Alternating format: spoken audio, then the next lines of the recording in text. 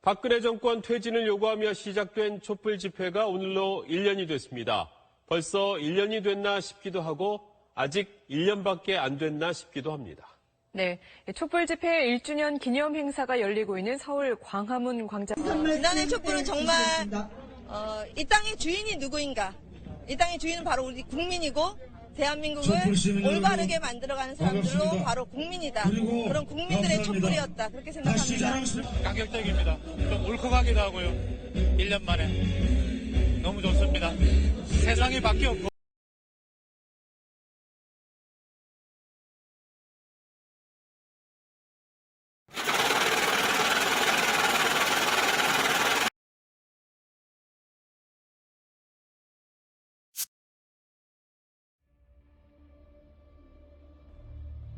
미국의 중앙은행인 연방준비제도가 시장의 예상대로 기준금리를 동결했습니다. 연준은 우리 시간으로 오늘 새벽 연방공개시장위원회 FOMC 회의를 마친 뒤 성명을 통해 현재 1에서 1.25%인 연방기금 금리를 동결한다고 발표했습니다. 미 연준은 성명에서 미국 경제가 견고한 고용시장을 바탕으로 완만한 성장을 지속하고 있다고 평가하고 현재 고용과 물가 수준 등을 고려해 기준금리를 동결하기로 했다고 밝혔습니다.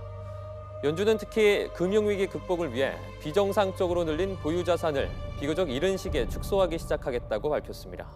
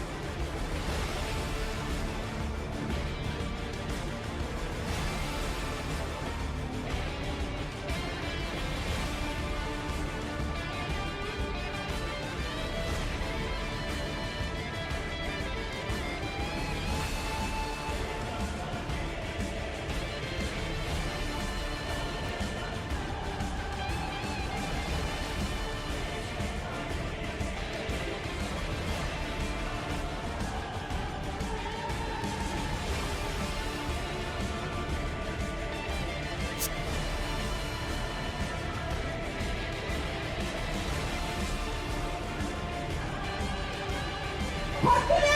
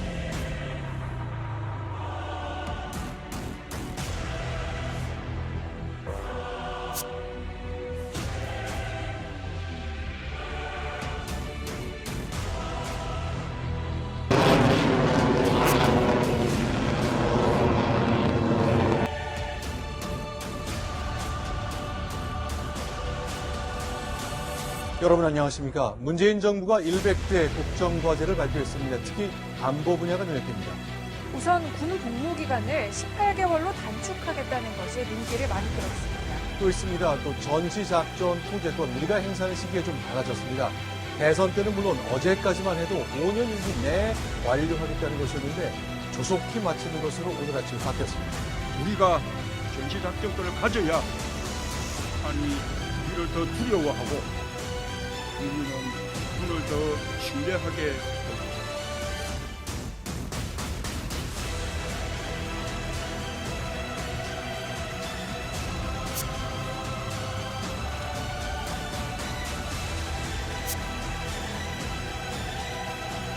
북한이 핵을 동결하면 주한미군 철수를 검토할 수 있다는 백악관 수석 전략가의 언급이 파장을 낳고 있습니다. 하지만 미국 합참의장은 전혀 들어보지 못했다는 반응을 보이면서 트럼프 정부의 대북 정책 규율이 엇박자를 낸다는 지적이 나옵니다. LA에서 김기봉 특파원이 전해왔습니다. 정권 초기부터 백악관 실세로 한때 진짜 대통령이라는 별명을 가졌던 스티브 배넌 수석 전략가가 주한미군 철수 가능성을 갑자기 언급했습니다. 인터넷 매체 아메리칸 프로스펙트와의 인터뷰에서 중국이 북한의 핵을 동결시킨다면 그 대가로 주한미군 철수를 검토할 수 있다고 말했습니다. 수십 년간 유지되어온 한미 군사안보 기조를 크게 이탈하는 타격이며 당사국인 한국과의 조율도 되지 않은 돌출 발언입니다. 안내 교육을 이번 기간 중에 실시합니다. 그러니까 집결 장소라든가 방법이라든가 어디로 어떻게 모여라라는 안내를 한다. 당신은 어디로, 당신은 어떤 방법으로 어떻게, 어느 기지로 가, 오산, 평택, 군산 어딘가로 다 가야 되지 않겠습니까? 그런 걸 다 지정을 해주는 또 그 방법에 대해서 절차에 대해서 교육을 이번 그 주에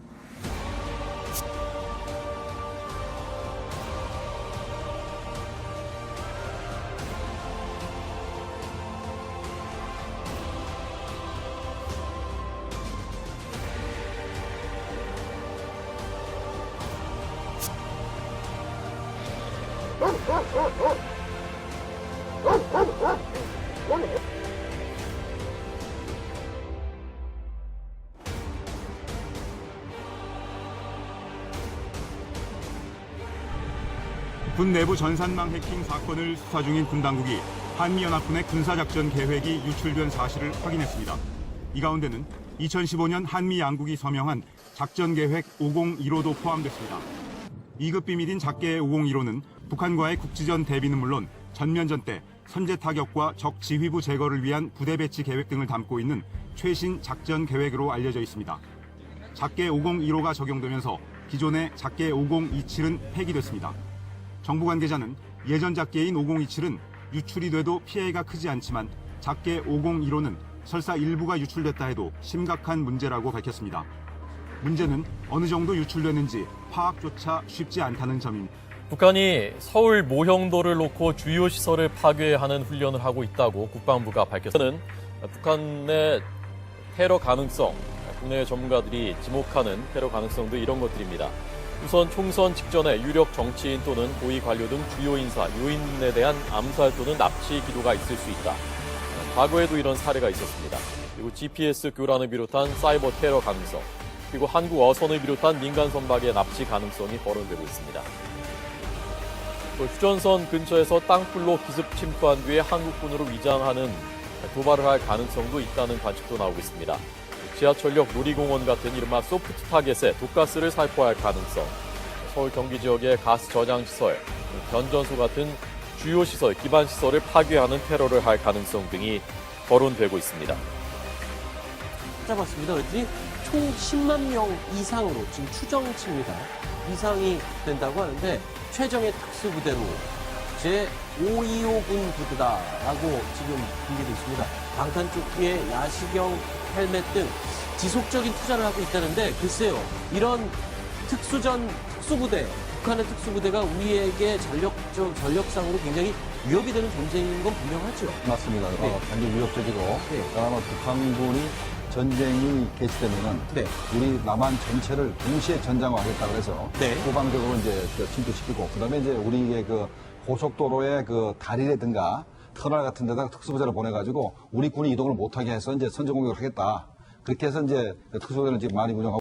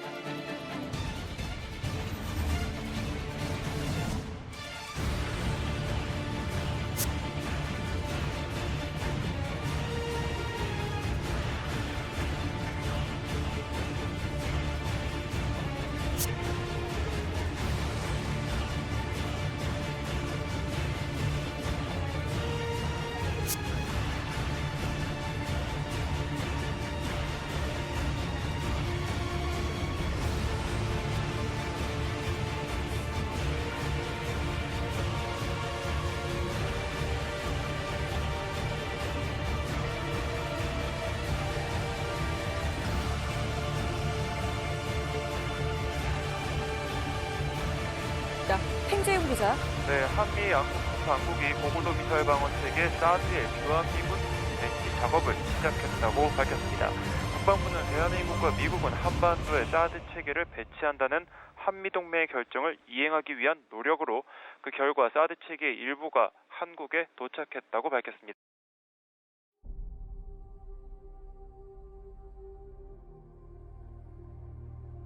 부산 기장과 울산 울주군 일대입니다. 부산 기장군에는 고리 1, 2호기가 있고 바로 옆에 고리 3, 4호기가 있습니다. 그 옆으로 신고리 1, 2호기가 들어서 있습니다. 울주군 쪽으로 신고리 3, 4호기가 있고 바로 옆에 이번에 건설 허가가 난 신고리 5, 6호기가 세워지게 됩니다. 6제곱킬로미터 안에 모두 10개의 원전이 들어서 있는 것입니다. 전 세계 어디에서도 볼 수 없는 세계 최대 원전 밀집 지역입니다. 인근 도시와의 거리를 살펴보겠습니다. 인구 7만 명의 정관 신도시가 11km, 5만 5천 명의 기장읍까지 12km입니다. 부산 해운대구가 불과 21km, 부산의 중심 부산시청도 27km 거리밖에 되지 않습니다. 울산시청도 23km, 양산시도 24km 거리에 있습니다. 미국 핵규제위원회가 인구 중심지로부터 원자로 위치를 제한한 기준은 32에서 34km입니다. 하지만 이번 신고리 원전 5, 6호기는 다른 권고 규정을 따라 8분의 1 수준인 4km에 불과합니다. 미 핵규제위원회 기준은 강제사항이 아니고 기존의 고리, 신고리 원전 건설 때도 이 기준을 따르지 않았다는 이유에서입니다. 경납고에 철판이 설치된 국내 원전 19개 가운데 8기가 점검을 받았는데 절반인 4곳에서 결함이 발견됐습니다. 탄소강 재질의 경납고 철판은 원자로를 감싸고 있는 철근 콘크리트의 내구성을 높이는 한편 이번에 부식 논란이 빚어진 철판이 아예 설치조차 되지 않은 월성 원전에 대한 우려도 함께 나오고 있습니다. 노후 원전인 월성 원전은 4개 호기 모두 설계상의 이유로 경납 건물의 내구성을 강화하는 철판이 전혀 설치되지 않았습니다. 전 원안위 위원장인 이은철 서울대 교수도 월성 1호기 스트레스 테스트에서 이를 중요한 문제라고 지적했는데 한수원은 설계대로 지어서 문제 없다는 입장입니다. 다른 지역의 원전은 철판이 녹이 쓴 것으로 지금 문제를 삼고 있는데 경주에나 월성 원전은 철판 자체가 없습니다.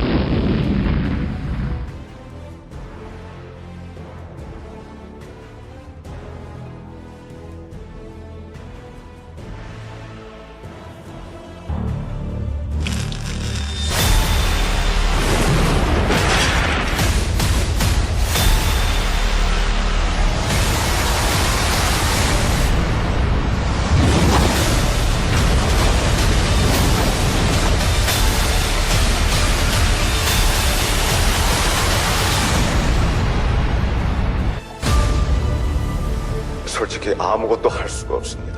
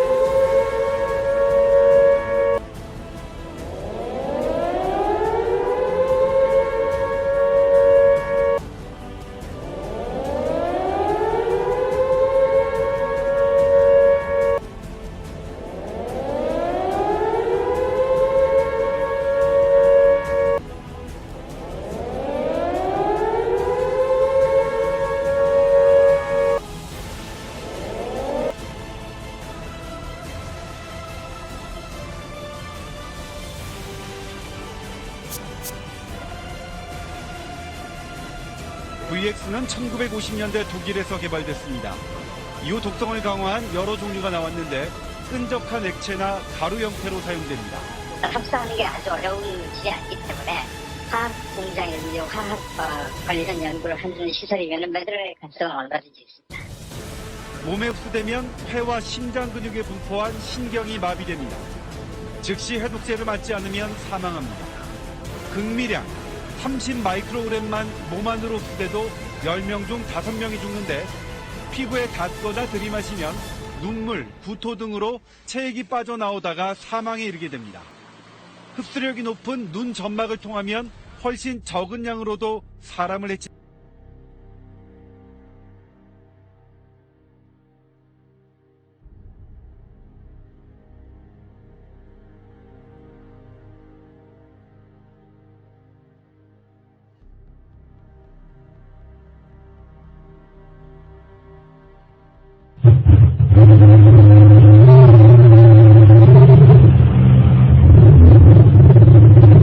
땅굴안보 국민연합의 대표이신 한성주 장군님께 왜 하필이면 이효 여사님의 전세기가 815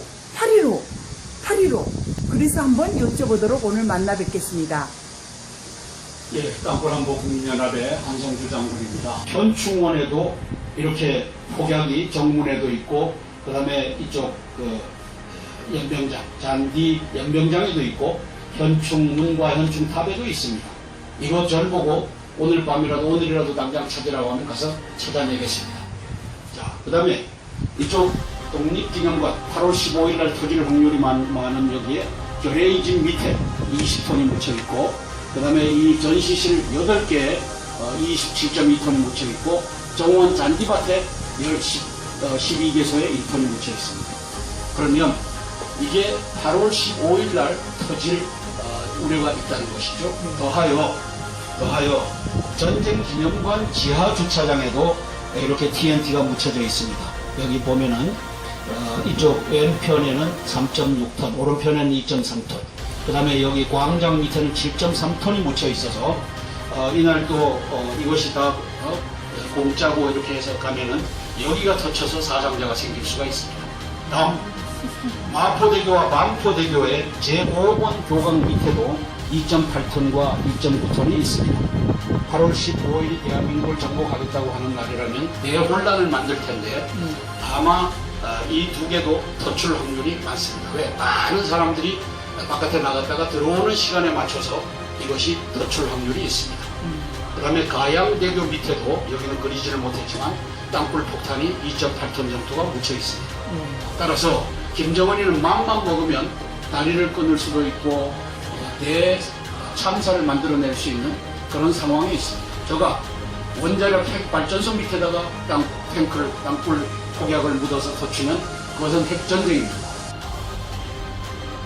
팔레스타인 무장정파 하마스가 북한으로부터 땅굴 파는 기술을 배웠다는 보도가 나왔습니다. 무슨 고급 장비를 사려고 갔어요. 근데 그 사람들이 한국 사람한테는 현금 아니면 안 판다. 캐시 아니면 안 판다. 또 왜 그랬어 하니까 이 사람 하는 말이 북한이 와서 몇 년 전에 TBM을 20대를 사왔는데 돈을 한 푼 안 준다 이거죠. 그때 그 사람들은 북한하고 남한을 잘 모를 때였습니다. 그러니까 한국 사람한테는 현금 아니면 안 팔겠다. 네. 그래서 그 사람들이 70년대부터 파기 시작했다는 것이 증거로 나왔고 실제로 TBM은 60년대 말부터 상용화되기 시작했습니다. 북한에서? 네, 아니 전 세계적으로. 전 세계에서요? 스웨덴에서. 예. 그리고 이 사람들이 그 다음에 내가 얼마만큼 사갔느냐 도대체. 그래서 제가 이제 정식으로 검토하는 과정에서 오파상들이 많이 도와줬어요. 이제 북한에서 뭘 사갔다는 거. 네. 그때 말 들어보니까 시즈 직원이 와 있다고 그래요. 그 회사가 북한에다가 TBM을 판 직원이 와 있다고 해서 만났어요. 만났는데 그때 그 사람이 하는 말로 약 100, 지금 불확실한데 120여 개를 팔았다 이렇게 말해요. 스위스 회사 직원이? 네. 북한에? 네, 스웨덴 회사 직원이? 네, 120여 개를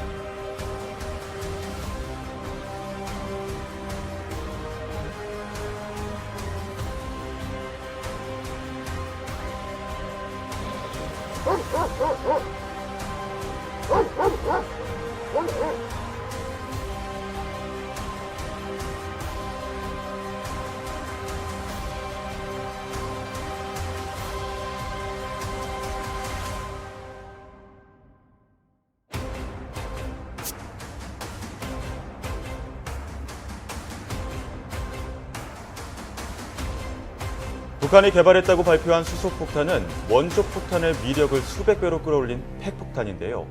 인류가 발명한 가장 위협적인 무기로 꼽히고 있습니다. 네, 원자폭탄과 수소폭탄의 위력을 그냥 간단하게 우리가 좀 피부에 와닿게 설명을 하자면은 서울 상공에서 폭발을 시켰을 때 원자폭탄 같은 경우에는 뭐 용산 삼각지 주변을 터뜨렸을 때 용산구 일대만 날아가는 정도인데 수소폭탄 같은 경우에는 서울시 전체를 아예 지도에서 지워버릴 수 있을 만한 그 가공할 위력을 발휘합니다.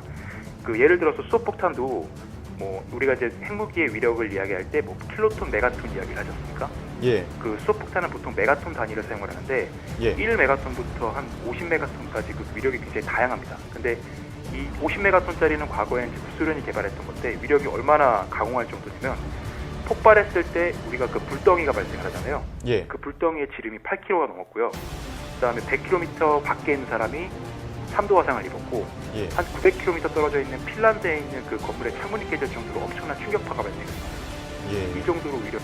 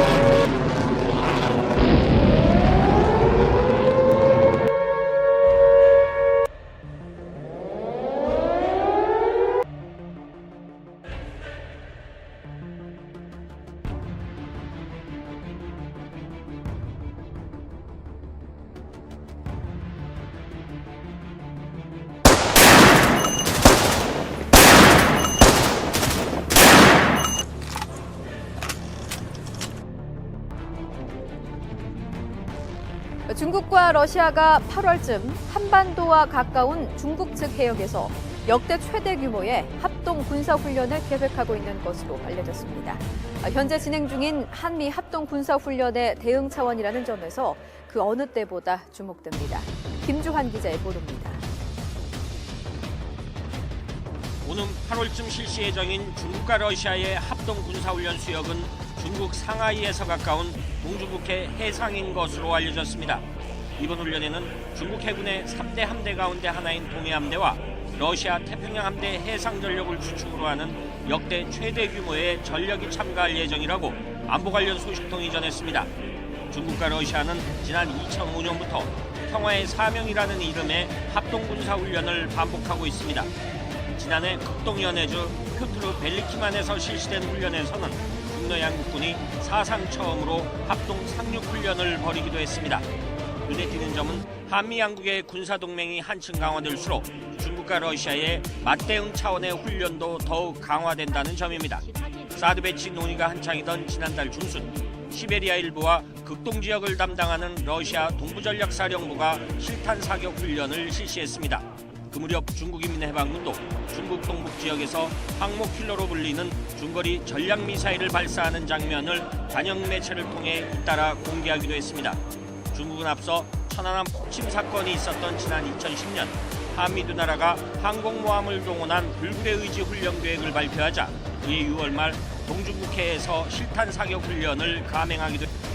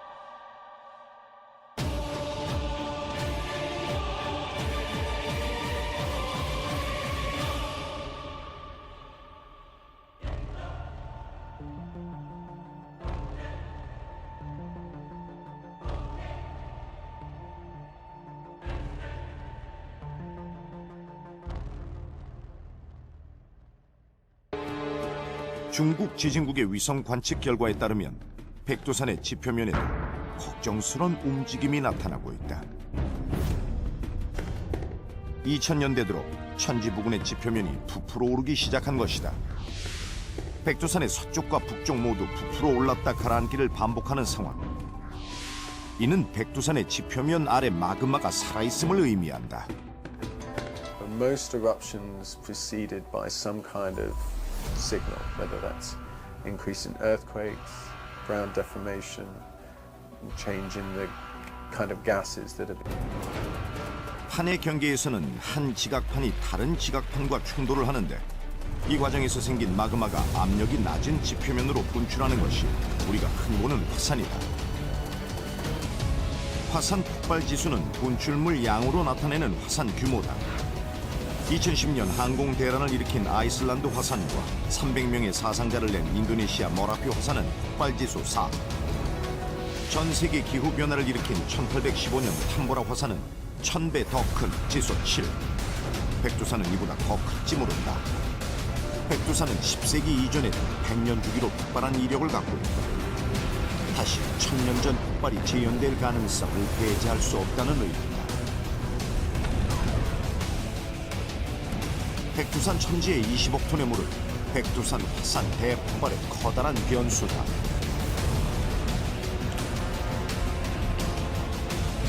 마그마와 물이 만났을 때 폭발력은 화산의 역사를 새로쓸 것이라는 게 전문가들의 견해다. 모든 상태의 물질을 빠르게 통과하는 피파와 달리 액체를 통과하지 못하는 느린 에스파. 이런 에스파가 액체와 고체가 혼합된 마그마를 만나면 속도는 더 느려진다.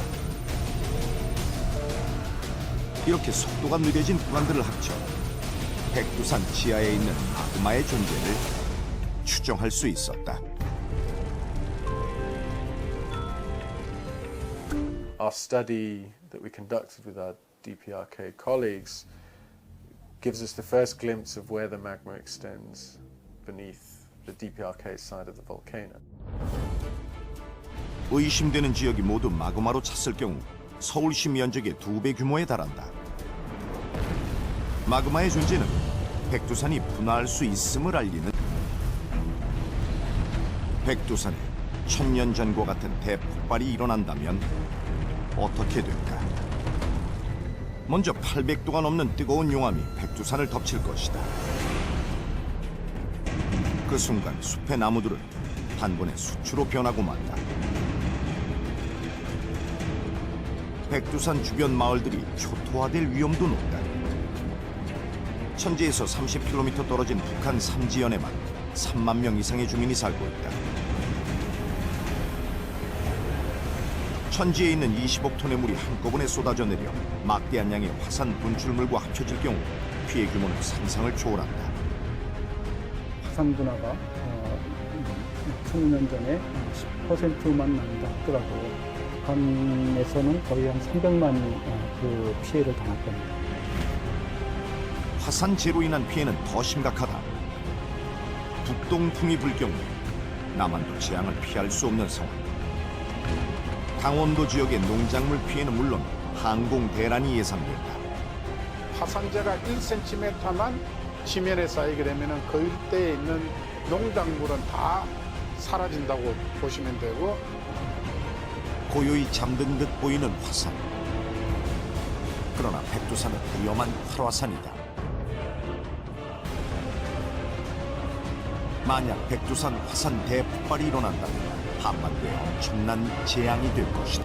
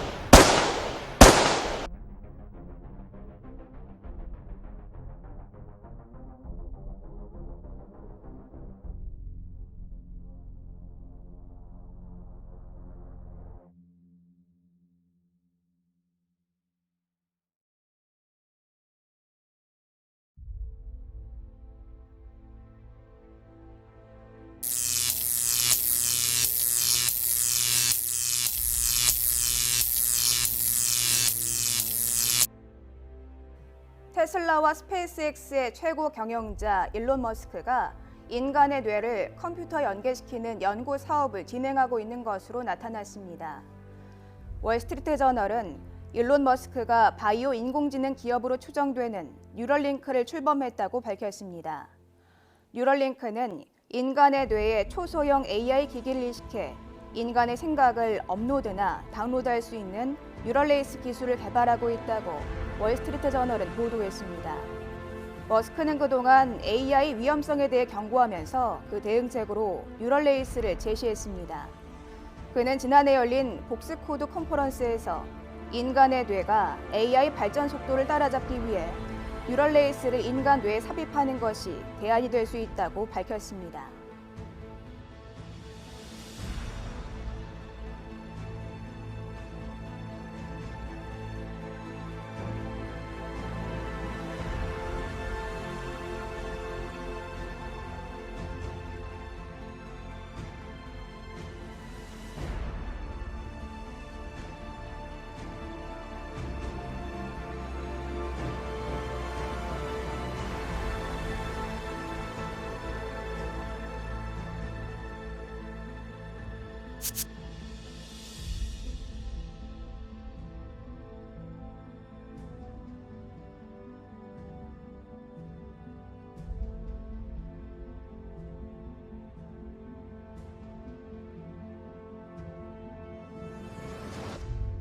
Memo from Camp Humphreys in South Korea.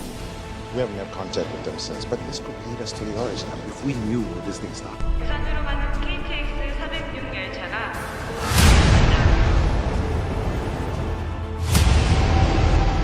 저기요, 이상한 사람이 하나 타고 있는 것 같은데. 팀장님, 여기 11호차 응급 환자 발생했습니다. 저게 뭐야 진짜.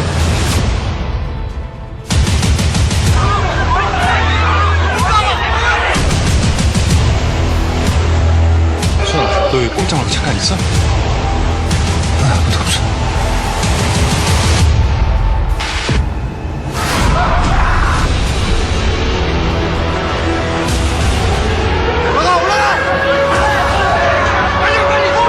빨리 출발하자고! 안 돼요! 내 친구가 아직까지 남의 안은 열려있다니까? 우리 그냥 이것들 달고 부산으로 갑시다 바로. 저 몇 호칸? 18호칸!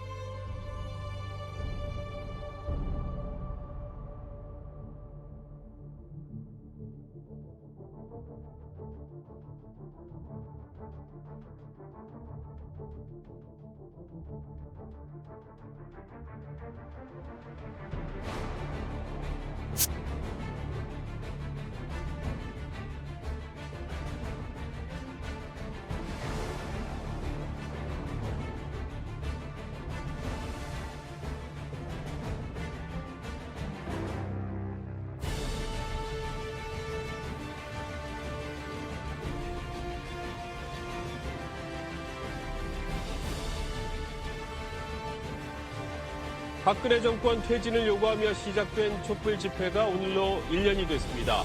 벌써 1년이 됐나 싶기도 하고 아직 1년밖에 안 됐나 싶기도 합니다.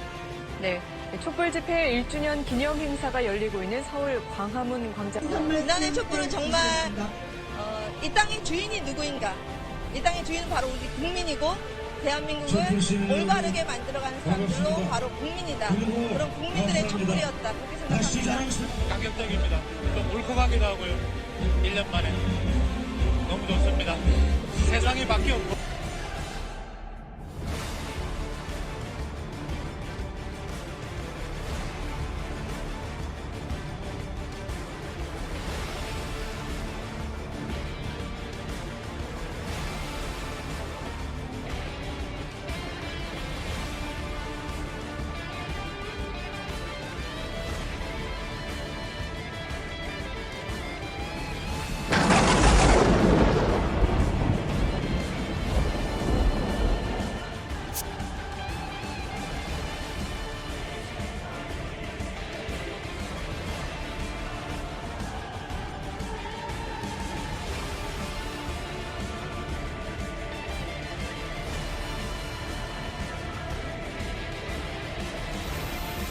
떠다니는 군사기지로 불리는 항공모함이 그것도 세 척이 동시에 해상기동훈련에 나섰습니다.